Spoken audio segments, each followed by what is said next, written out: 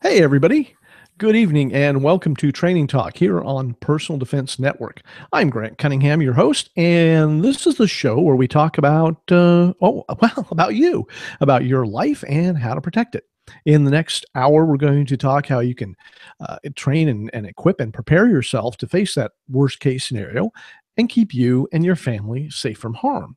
Now, we don't do politics or religion on this show, and we don't do anything like crazy conspiracy theories or fringe commentary. No, none of that.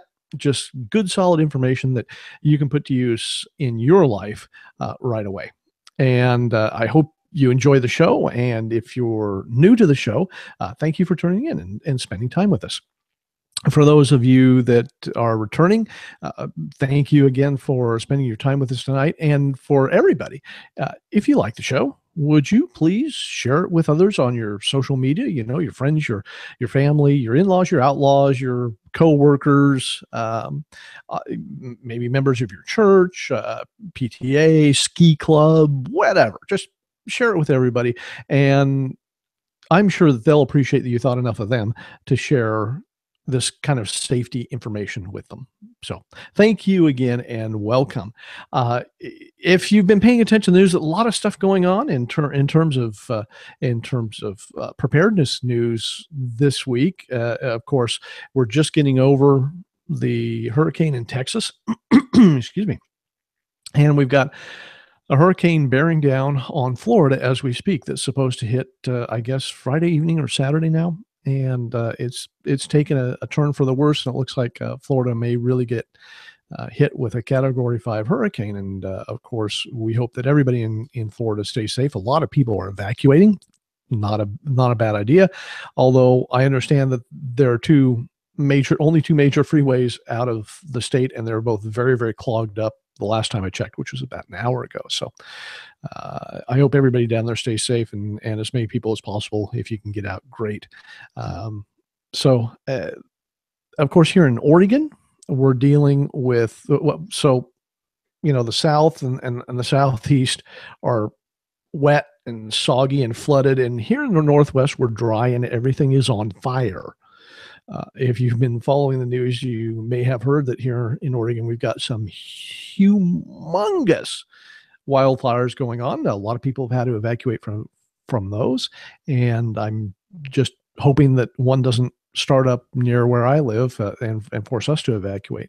But there are some that are relatively close. In fact, the air here this week has been unbreathable due to all the smoke and soot and ash from the forest fires that are being funneled our way.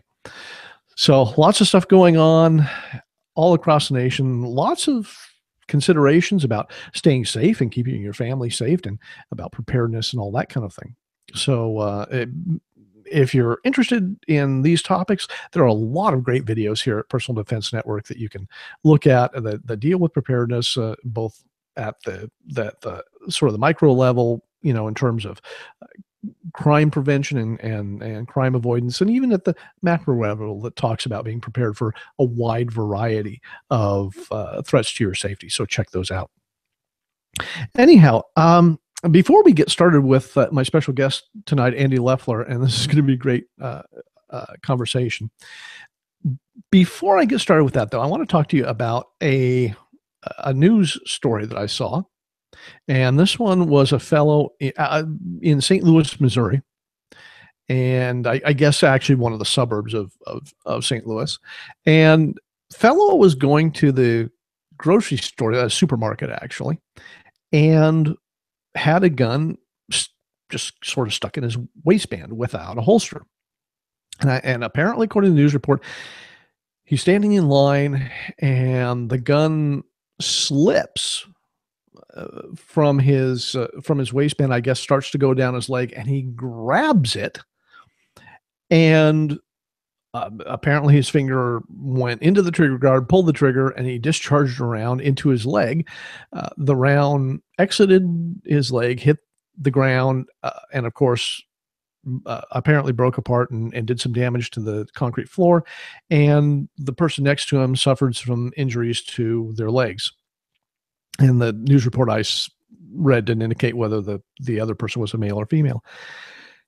And I just wanted to talk about this for a minute because this happens surprisingly often. Now, I suspect that as a personal defense network reader and viewer, that you're probably a little more savvy about these things than most people, but you probably know some people who aren't. And maybe if you know somebody who is occasionally carries a gun and sticks it in the waistband, or maybe in their pocket without a holster, or in their purse without a holster, something like that, maybe it's time to sort of take them aside and talk to them about responsible carry. The fact is, sticking a gun in your waistband without a holster is simply not responsible. It can easily fall out, or it drops down your leg. There are all kinds of things that can happen, and of course, when that happens, people tend to grab at the gun, and when you grab at the gun, that's very often where these um, unintentional discharges occur. Same thing with carrying in a pocket. We see this all the time. It seems to happen in movie theaters quite a bit, where somebody's kind of shifting around and kind of sticks their hand in their pocket and bang, it goes off. And that happens all the time. And we see occasionally the same thing happen with guns carried in purses. If you know someone, again, I know you're not one of these people, but you might know somebody who is. Maybe somebody who's just getting started in concealed carry, maybe doesn't have your background or your training or your knowledge, but help them out. Explain to them that carrying a gun in the waistband or in their pocket or in their purse without the benefit of a holster is not being responsible. And the responsible thing, of course, to do is to get a good holster that fits the gun properly, that keeps things out of the trigger guard. And of course, if they're carrying in a pocket or purse, not having anything else in the compartment or in the pocket with that gun. That's part of it as well. Now, I know a lot of people talk about how expensive it is to equip themselves for responsible concealed carry. I understand that, but there are a lot of good quality, relatively inexpensive holsters that you can get. In fact, one of the sponsors here at Personal Defense Network, and one of the sponsors of our training tour this year, is Crossbreed Holsters, and they make a great line of serviceable holsters that aren't terribly expensive. And there are other options in the market as well. Today we have an amazing, almost embarrassing selection, surplus of great products to choose from that aren't terribly expensive. So don't let finances dictate whether or not someone is going to be safe. And maybe if somebody really is really hard up, maybe you could do them a favor and gift them a holster. That would be a great thing for you to do as a responsible gun owner. So let's ride herd on our own, make sure that the people that we know are carrying their guns responsibly and acting responsibly, because every time one of these things happens, quite frankly, it doesn't do my image or your image as a gun owner, as a responsible gun owner, any good. So let's police our own, make sure that the people that are lawfully carrying concealed firearms are doing so safely and responsibly. All right. So that's the news out of St. Louis, Missouri. And I'm just glad it wasn't from Florida, because then I'd have to make a Florida man joke, and that's I don't want to do that, given the fact that there's a hurricane bearing down on those folks right now. So my guest tonight is Andy Lafleur, and Andy's been on the show before, and a while back, and I just found this, by the way, when I was sort of perusing the PDN site. He wrote an article on some of the things that the intersection of sort of civilian firearms training and self-defense training and military doctrine. Now, Andy was in the military for 23 years, so he's a veteran, and he had, of course, during that period of time, had a lot of things sort of drilled into him. And when he got out, he found out that there wasn't a lot of intersection between what he was taught and what he teaches as a private sector instructor, but there were a few things, and I thought it was pretty interesting. So we're going to talk about those. We're going to talk about the commonalities and the differences between military training and civilian training in the realm of weapons and self-defense. So Andy's day job, when he's not teaching people out on the range through his company that he runs along with his wife, Julie, when he's not doing that, he Well, I can't tell you what he does because he works in a classified facility, and that's all I can tell you. But beyond that, great guy, and I'm sure we've got a lot of things to talk about tonight. So welcome, Andy. Hey, Grant, thanks for having me. Hey, it's nice to. I like the purple shirt, by the way. That's Well, uh, thank you. that's pretty spiffy. My wife picked it out for me. I think it's a nice color statement. She wanted me to get rid of the black and green and all that kind of stuff. Okay. Well, as long as you didn't pick, salmon, right? Um, Exactly. although I personally look great in a salmon polo shirt, just to let you know. I was thinking a salmon tie would go good with that shirt you've got on. Yeah. Oh well. Anyway, so uh, welcome to the show, and thanks for taking time out of your schedule to sit down and talk about this intersection of military and civilian training. Oh, sure. And you were in a long time. You were, yeah, over 20 years. So you were pretty much OD green blood, right? Yeah, yeah. That kind of colored my perspective on a lot of things because it was life experience from age 18, past, into my 40s. So it was something that was always there, whether I was on active duty or in my reserve time. It was something that was always there, and it was kind of like one of the primary, like I said, life experiences. So it tended to, like I said in the article, it tends to, everybody's perspective tends to be painted by their, by their point of view, by their experiences, and I kind of looked at everything from that perspective. There were several things that you talked about, and some of these I'm familiar with, some of which I'm not. See, I was never in the military, and uh,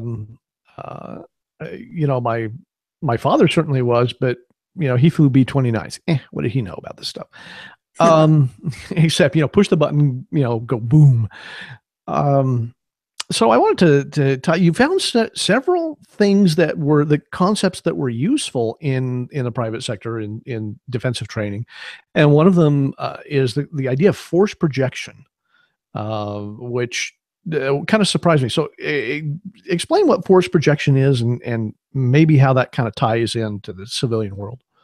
Well, where this all started was, and the thing is, I don't want the listeners to get the wrong impression there.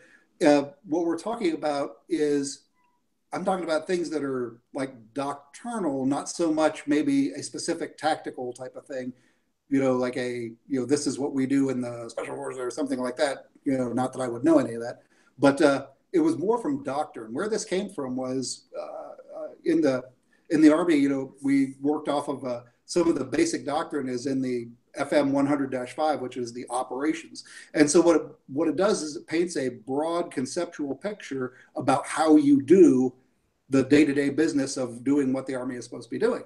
And what I found was after taking some civilian training courses, I began to see parallels, conceptually. And one of the things, like you said, is what the Army describes as force projection. And the force projection is when we add up all of those different things that we bring to bear, like a tank moving into a position, or an infantryman firing his rifle. I mean, things like that. That's force projection in the equivalent, I guess, in the civilian self-defense world would be like, what are my assets? What are we actually talking about? What's available to us that we're going to be able to employ if we need those things. So So force projection is kind of like adding up, what you've got. Take a look around you, count heads, count what you're carrying with you, and move from there. Because that's the starting point to what can I do. and you're not talking about this in terms of like what you do during an incident. This is also sort of gives you an overall view. Like you're sitting down, and you're saying, okay, what do I need to protect myself from? Right? What kind of tools do I need? What kind of instruction do I need? What kind of practice do I need? All that sort of thing.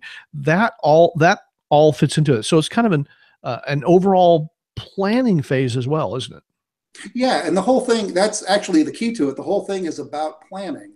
It's, there was again, what struck me about taking some of the civilian training courses was that I already, when they were suggesting that we armed civilians, we pay more attention to our surroundings, we plan ahead what we're doing, they were suggesting all of these things, and it occurred to me, I've heard this before, and where I heard it before was this is exactly how an organization like the U.S. Army prepares for doing their job in wartime. It's the planning phase. It's the figuring out what you're doing, where you're going to be doing it, who you're going to be doing it with, and what all the tools and things that you have available.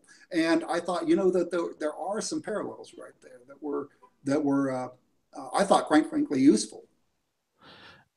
Now, one of the things that the military does is prepare for unknown threats or unknown risks, things that they don't know when it's coming, but they know sort of what's coming, but they don't know when or where. And that comes under the heading of force protection, and is that the same as what we talk about in the private sector as counter ambush methodology? Yeah. Again, very, very close parallel. With force protection, you're talking about what are the things you can do while without having to set aside accomplishing your goal, going to the place you need to go, traveling to the thing that you need to do. What are the things you can do to mitigate what's essentially an unknown threat, which is what I thought really, again, translated well to us armed civilians, going about our business, out in the public sector was, we don't really know much about that threat. So we're largely dealing with those unknowns, but we can use things like our knowledge of where we're going to go. The Army's going to move into this piece of terrain, to operate in this area. Then the civilian corollary would be, my wife and I are going to go to the shopping mall, something like that. We can at least begin to look at the environment that we're going to be in, and the tools that we're going to have, and things like the other things that we can know about, and begin to mitigate where the possible risks are. Does in military doctrine, do they talk about, I assume they talk about things like knowing your enemy, knowing perhaps what motivates them or how they tend to operate, that kind of thing, or the terrain under which they like, or the weapons they use, whatever that happens to be. And that's kind of the same too, right? Because we look at the enemy, that in our particular case, when we're talking about self-defense, we're talking about the criminal or the criminal attacker, and we sort of have to know how they tend to perpetrate their crimes and how they tend to attack and that kind of thing. Is that the same?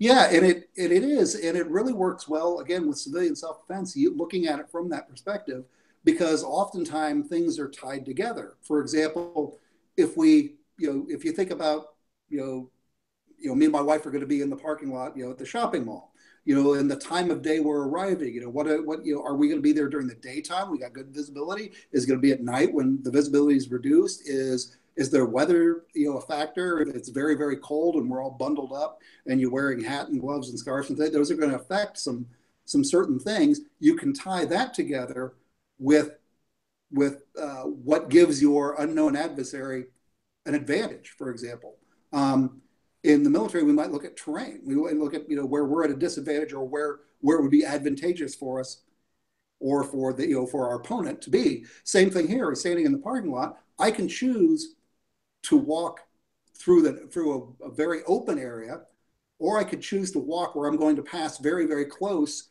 to that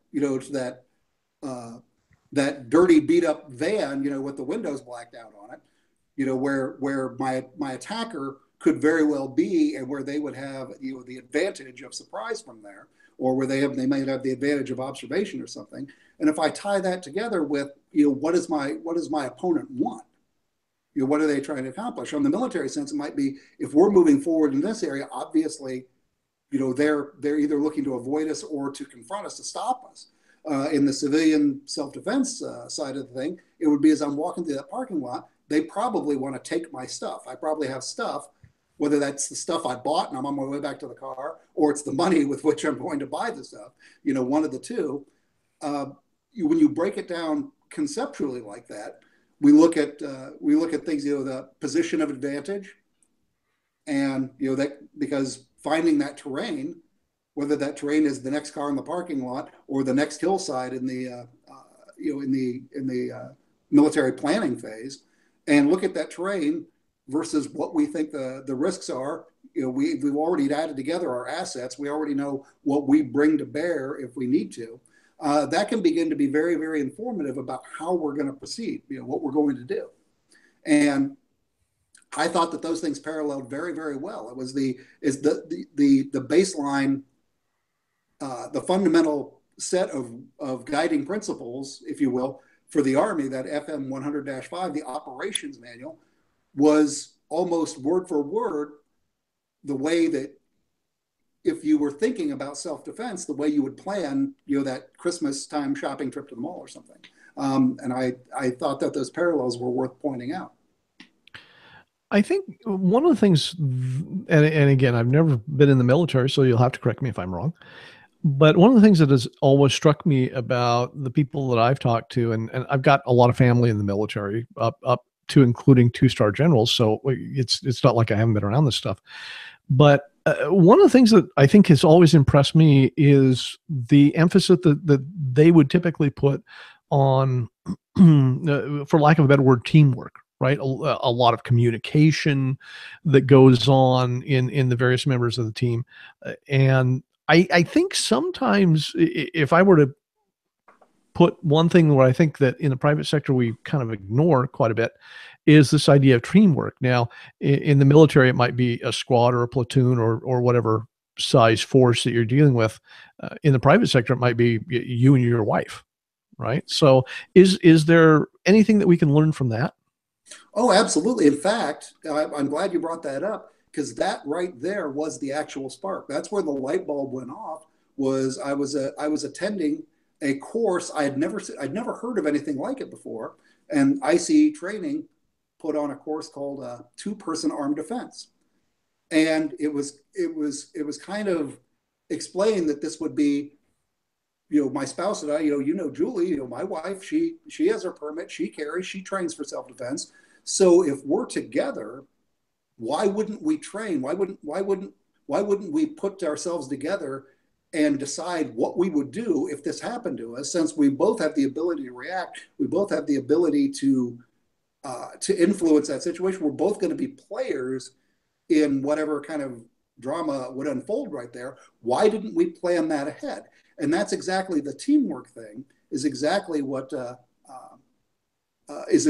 prompted the whole thing. That's where the light bulb went off for me, thinking about the Army Operations Manual, because there are a lot of action movies that would seem to suggest otherwise. But the truth is, the military, you don't do anything that isn't supported by somebody else. You don't do anything. There just isn't that lone operator out there. Everything is supported by somebody else, and the concept of teamwork is so fundamental. It's so foundational to what they do, that when you bring that into the civilian self-defense realm, and you think that, yeah, I have some training, and I'm carrying, I have my permit, and I've got my gun, and I've got my flashlight, and I've got my cell phone, and I know to keep my wits about me, and I'm looking around, and I know to stay away from the danger area in the parking lot. Well, that's great, but it's a little inconsequential. Now, you put somebody else with me who's in the same position, that's good too. You put somebody else with me in the same position, and we've already kind of coordinated what we would do. Now that's that military model, because that military model is one giant mass, a bewildering, complex mass of people and machinery and capabilities that are all orchestrated to work together. And it's all fundamentally based on the idea of teamwork. A team starts with two people, and goes up to something the size of an armored division with 6,000, 7,000 people in it. But yeah, if there were one fundamental thing, that's what would be it. It's predicated on the idea of teamwork.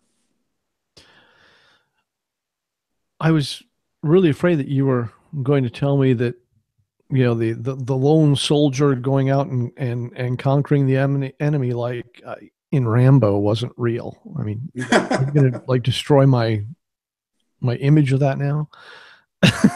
Well, well, you can still tie your bandana around your head and simulate that during a training practice session or something. I don't even have a bandana. Me neither. Maybe I should get one. I can tie it around. I think that'd be cool. You are known as the tactical hippie. Yeah, I know. Okay. It's got to be a tie-dye bandana, though. Of course it would. Okay, yeah. Or maybe our friend Joshua Gideon is listening to this. Maybe he can find me a tie-dye bandana. He'd be the guy. Yeah, he'd be the guy. I want to mind if I take just a couple of minutes out because I have to do something here. I need to talk about something. Not, you know what I mean. This is we talked a little bit earlier about all of the great resources, all of the great resources here at Personal Defense Network for everything from self-defense and family defense up to that sort of bigger picture of general preparedness, and a lot of great information here. And I encourage you to look through all the great information here at Personal Defense Network.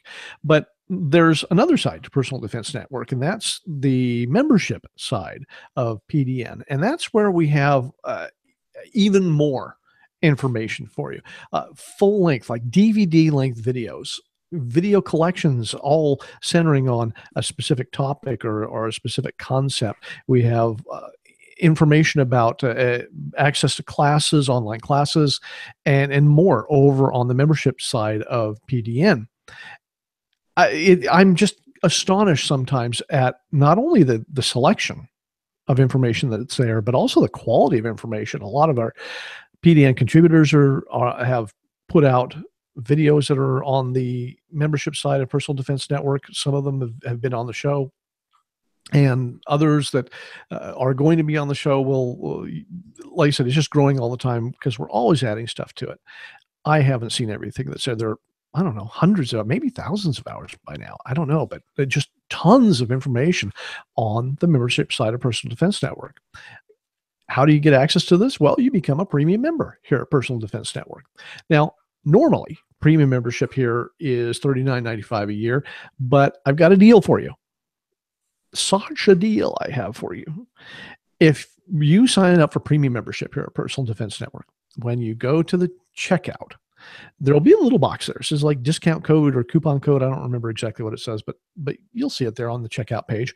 And if you put in this code into that box, Grant10, G-R-A-N-T, the number 1, the number 0, all one word, you'll get your first year of premium membership here at Personal Defense Network for only $10. That's right. $10 for your first year. Now, it's not like restricted or limited, or it's full premium membership for your first year at Personal Defense Network for only $10. So check it out. It's a great way to check out the premium side without spending a lot of money. And of course, money's always an object, but I think you'll find when you start looking at, like I said, the DVD length videos from a lot of great names in the training business that you'll be so impressed with it, and you'll wonder why you hadn't done it before. So again, the code is Grant10, G-R-A-N-T, the number 1, the number 0, all one word. Put that in and you'll get your first year of premium membership at Personal Defense Network for only $10. Andy, I don't think you can, you can't buy a hot dog and a drink at a baseball game for $10.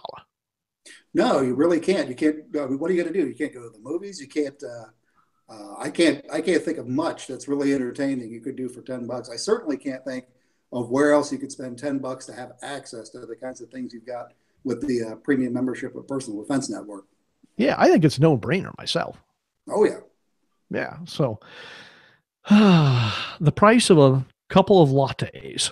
There you That's go. all it is. So anyway, back to the discussion about the intersection of the private sector self-defense world and the military world. Um, I want to talk for a minute about the things that aren't applicable, because we see a lot of, especially in terms of when we start talking about actual technique, we get down to that micro level and we start talking about technique and that sort of thing.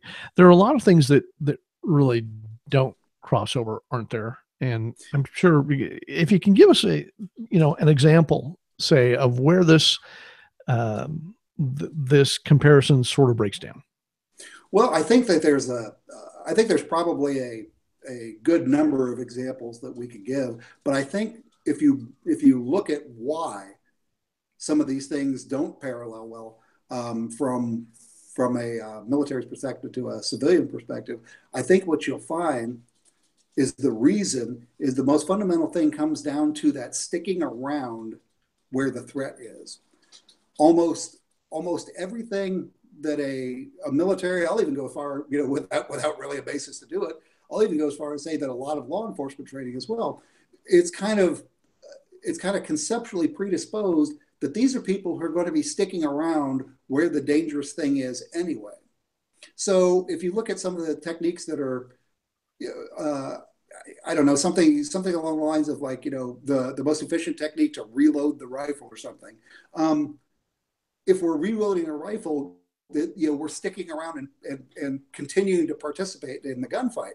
In reality, we should be looking at in the civilian self-defense thing. We need to do what we need to do to defend ourselves, just what we need to do to defend ourselves, and then get ourselves away from that dangerous thing as fast as possible. There's relatively little in that military doctrine that applies to that break contact and get away as quickly as you can, regardless. As the short-term thing. Yes, of course it exists. A platoon being ambushed or something. Obviously, they want to break contact and get out of where the bullets are flying. As civilians, we want to do that same thing too. But I think it's right there, in those few seconds is where the thing completely separates. As the civilian, we're immediately, we're looking to provide whatever aid we need to our friend, our family member, the other person, who might be with us, and we're looking to get help. We need to be the one who calls 911. We need to report this to the authorities, and we need to get ourselves away from where that danger is. And there's no reason for us to stick around, pursue it, learn more about it, anything like that, which is a very, very common thing in a military situation. And I think we have to be cautious when we look at the types of things that on our end that we want to teach, or on the student end as people who are taking training, the reasoning for doing some of the things. It's very easy. You read some of the magazines, the articles and whatnot, for people to, again, the example, the most efficient way to change magazines in the rifle. We could have a discussion about the physics of, two different methods of doing it without ever running into the greater question of, how practical is that really? Why would we be changing those magazines in that rifle, or whatever the case may be? I think, like I said, it basically breaks down to that difference between the civilian not having to stick around and experience that further exposure to the danger, to the bad guy, whereas the military and the law enforcement side of it, it's almost an assumption that we're doing what we're doing so that we can, prolong that exposure.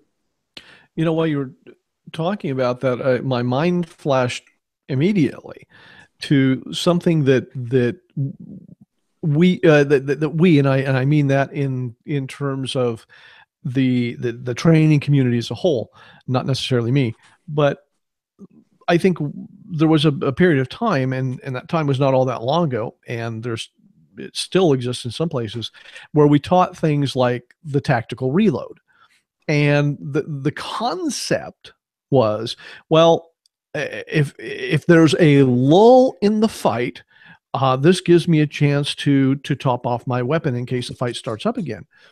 And I've always thought that was a little odd because the thing that I'm thinking about, if there's a lull in the fight, I'm taking the opportunity of that lull to get away. I don't want to stick around if that fight starts off again. Now, I'm not talking in terms of running away from a crime scene, so don't misunderstand me, folks. But what I am talking about is getting out of the danger zone to the place where I I can keep myself safe. I can keep the people that are with me safe. I can get on the phone and call 911, that kind of thing. And so when you think about it in military terms, that idea of the tactical reload makes a lot of sense. But if there's a lull in the fight, I'm not going to spend it reloading the gun. I'm going to spend it running and finding cover. Right. Conceptually, they're like I say, I break it down to the reason I'm doing what I'm doing, and I agree with you. If I have the opportunity to do something, anything that doesn't involve me creating distance between me and the bad guy is probably not the right choice.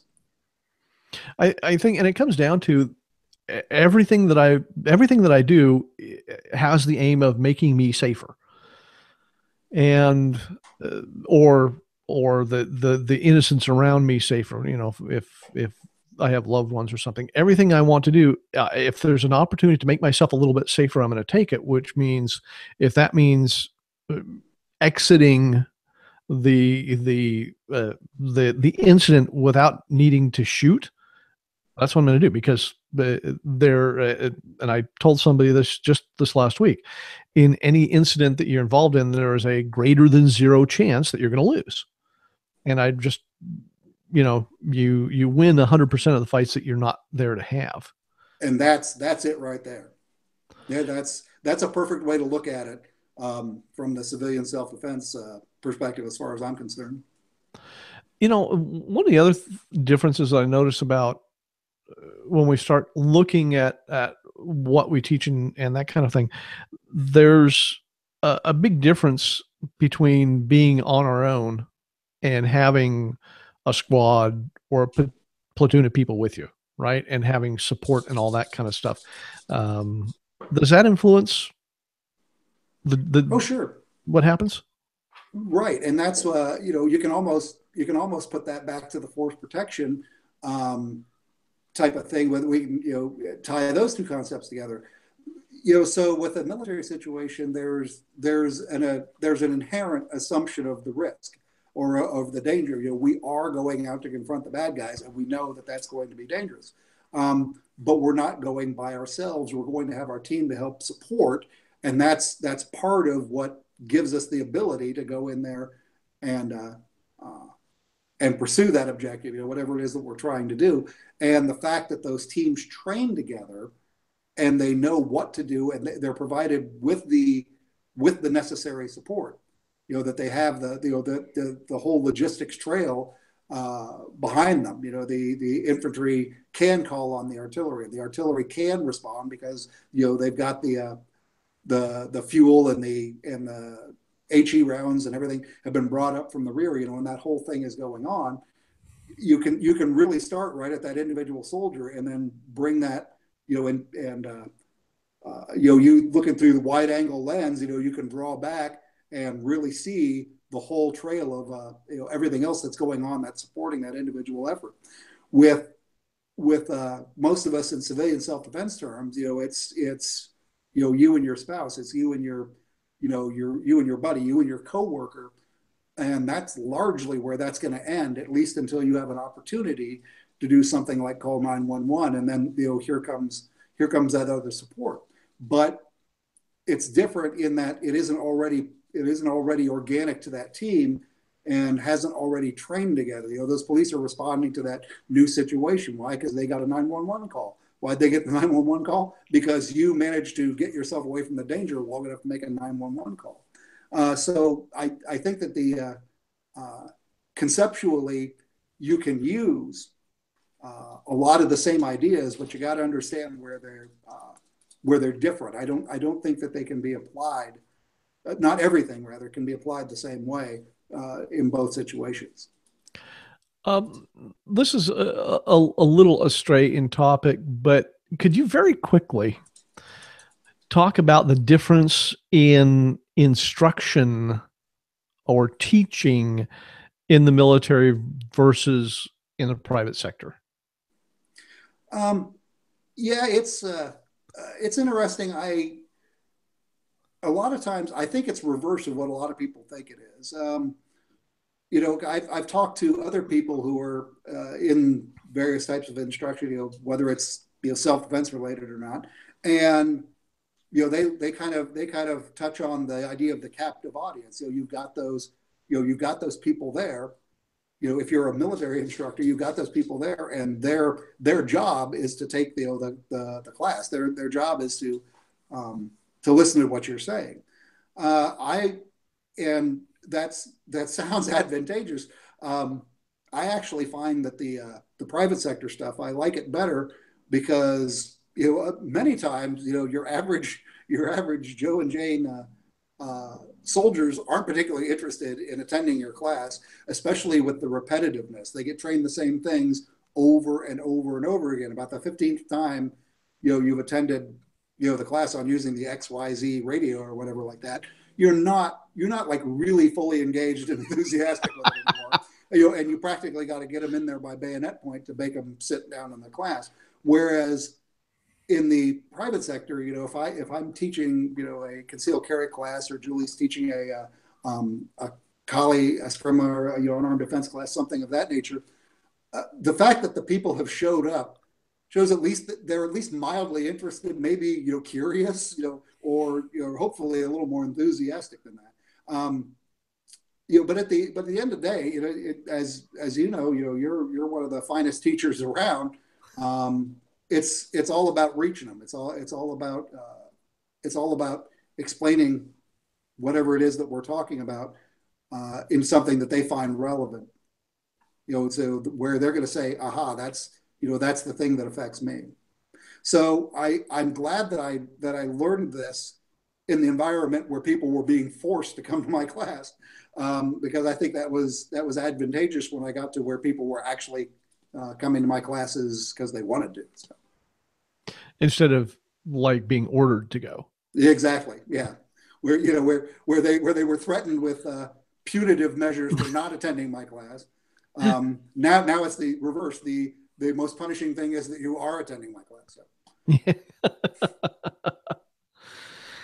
So, give us an idea of what you teach in the private sector, and you and your wonderful wife, Julie, run a training company. So tell us a little bit about that. Okay. Well, Mid-Ohio IMB is the affiliate school of the IMB Academy. And that goes with Julie, my wonderful wife, her background, in being a martial arts instructor, doing armed and unarmed self-defense for a very long time. When she and I began working together a little bit, my background was the military background, and I was a firearms instructor.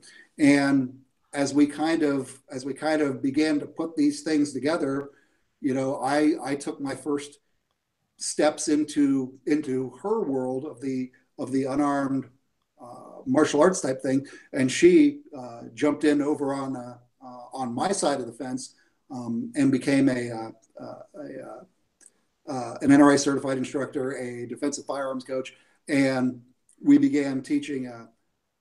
We began blending these things where we can into our Ohio concealed carry course is comprehensive in that we've got some background in talking about some of the things you can do before you get to the gun. I'm very conscious now of and I know I've heard you say it before. One of the problems with being the gun instructor is, you leave people with that, you create sometimes the situation where, when your only tool is a hammer, everything looks like a nail.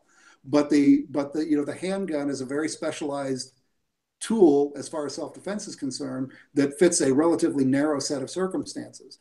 The things that don't involve me pulling out my pistol in a civilian self-defense situation are far more likely to happen than the thing that causes me to pull out the pistol. So you can get, we get a good deal of perspective for that. We've got a lot of capability as far as that, and blending those things to kind of offer some different things where people can learn a lot about self-protection. Another thing I found it advantageous about it is there are people out there interested in self-defense, self-protection, learning more, but they may not be ready to take that step. They're not ready to pick up that handgun yet. Well, there are other things that they can do, and if it eventually leads them to that, that's great. Where you and I would always welcome somebody else into the family of responsibly armed citizens. And some people are going to take that step, some people are not.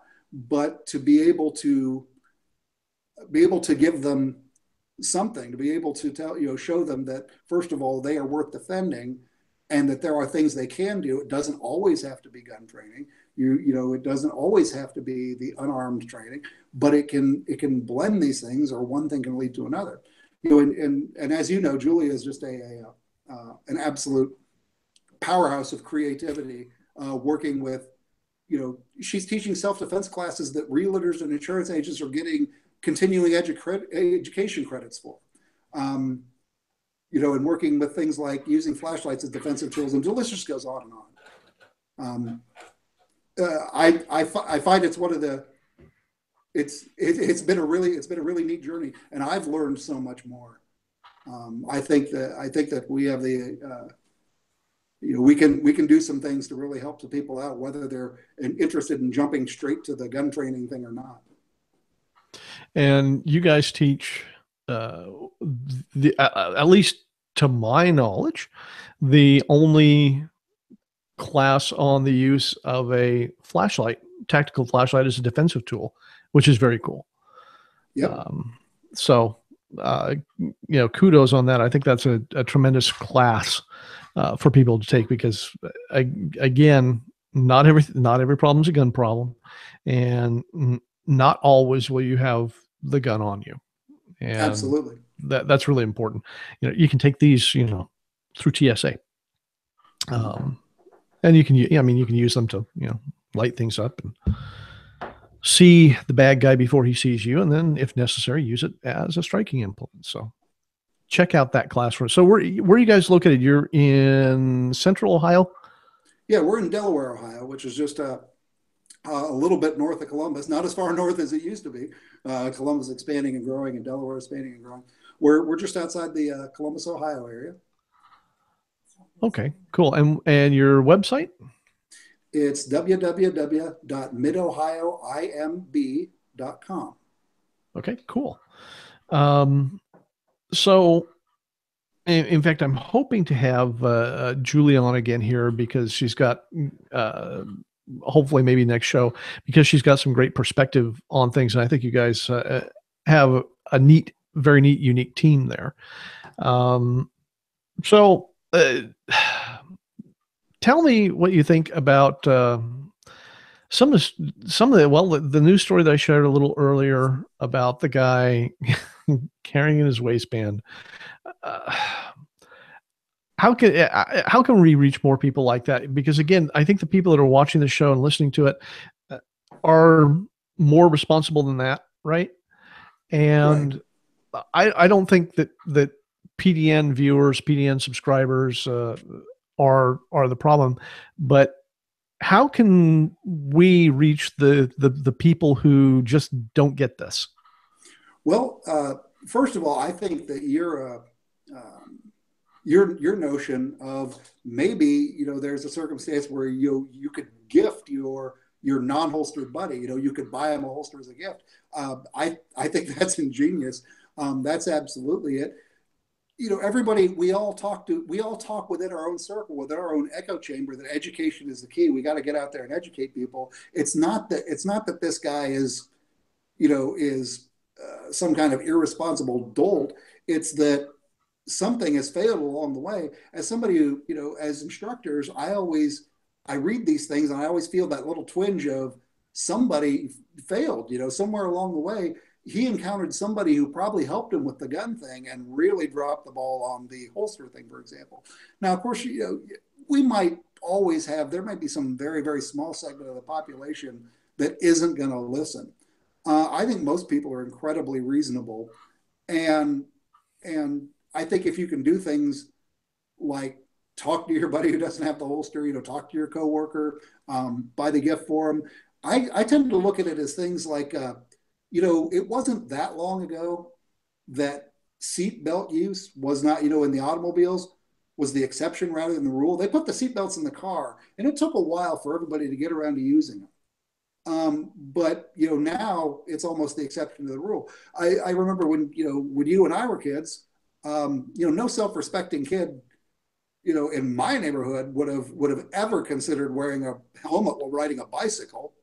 And now, through normalization of that, you mentioned earlier when you're talking about the story about how we responsible gun owners probably have the burden, it's probably our responsibility to police our own. And if we, because it doesn't help any of us when somebody does something like this. And I think that's really where it's got to start. It's at some point we've got to be able to, in that nice, I'm helping you out kind of way, I want to help you out kind of way, show them, it's really a great idea to have a holster if you're carrying a gun. And there's a whole bunch of reasons why, you and I are preaching to the choir. The people who are watching or listening to this probably are already pretty good with with that whole concept. It's spreading the message. We got to make, if somewhere along the way they figured out that a gun gives them an option for self-defense, and maybe they even took some training. Normalizing some other things seems like would help. Like I said, I just love that idea of buying somebody a holster as a gift. Or I'll take it a step further, buy them a better holster. When you see, because we run into that too. You see that and you go, well, technically, that's technically a holster, but wouldn't it be better if it were there? Up to a certain point, I think you could make some inroads with something like that. And this, and I just thought of this as you were talking. You teach the Ohio concealed carry course, which people are required to take to get a concealed carry license in Ohio, right? Yes. So everybody has to go through that. Do you ever find people that for whom buying a holster is definitely an economic burden? Very rarely, because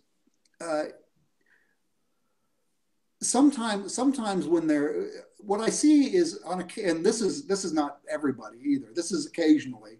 What you'll see is somebody who might look at something, or they might Google a holster for a Glock or something like that. And based on whatever pops up first, whatever they click on first, might find it a little off-putting. Oh, I didn't know it was going to be that much, as opposed to an actual, I can't afford this type burden. And I've always agreed that the effective address to that is, first of all, you and I think, are probably in agreement. There are some relative bargains. I think there's some very good quality stuff that's available at very modest, for very modest investment if you look around for it. But secondly, I think when you point out what the overall investment is, by the time you've paid to take the class, you've purchased the gun, you've paid, Ohio charges a fee, you have to pay an application fee in order to get the permit. When you start adding together all the little costs that actually get you to the point where you've got the gun and you've got the permit, the holster is a very, very small piece of that. And if you can, if I can articulate the features and benefits, why it's so great idea to have, a halfway decent holster if you're going to go through and do the other stuff, I think it becomes pretty compelling right there. I think it's like, when the person is buying the automobile, you're selling them well, you're going to want to buy some motor oil too. You're going to need this. you're gonna drive across Arizona. You're gonna want the sunglasses. It becomes a small piece that's going to really help out in the end.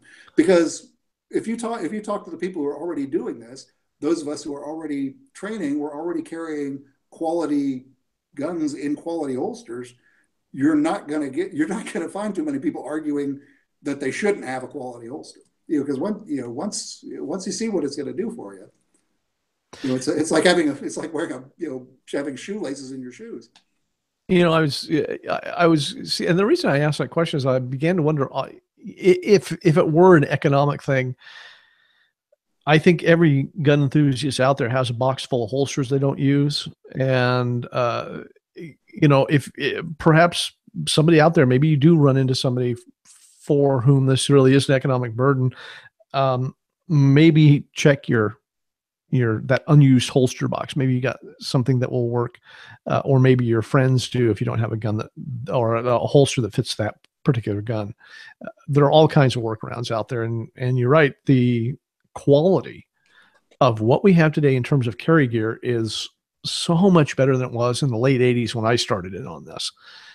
And back then there was basically nothing between a suede pouch and a handcrafted holster. There was literally nothing between those. And so it was either, at the time, I don't know, the equivalent of maybe $20 and the equivalent of $100. There was just nothing between. And or today, more. Yeah. or more. Yeah. And I paid, I can think of a few holsters that in the early 90s, I paid more than $100 for. Yep. I can absolutely familiar with that. And we still have them in our holster box. Yep, because we don't use them. Yeah. In some cases, the gun isn't around anymore or something, but yeah, for some reason we don't use it. But that's not, I'm certainly not going to dissuade people from buying another holster if they want to test it out.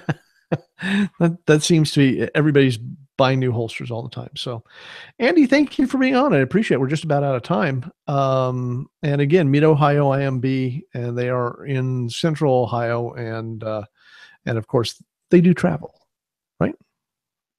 Cool. Well, I appreciate it, Grant. Hey, thanks for being on. Always a pleasure.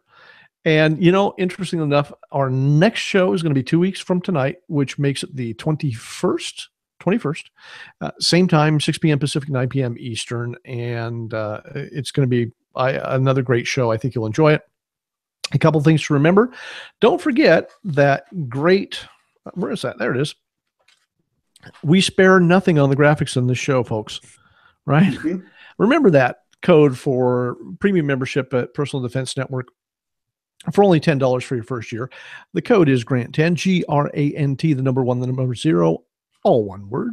Just put that into the box and you'll get a deal. Unfortunately, Andy is a contributor to Personal Defense Network. You're not eligible for it. But, oh, darn it. Yeah, so, but anyway, so be sure to check that out. And also, if you don't yet get the Personal Defense Network weekly newsletter, there are lots of places on the site.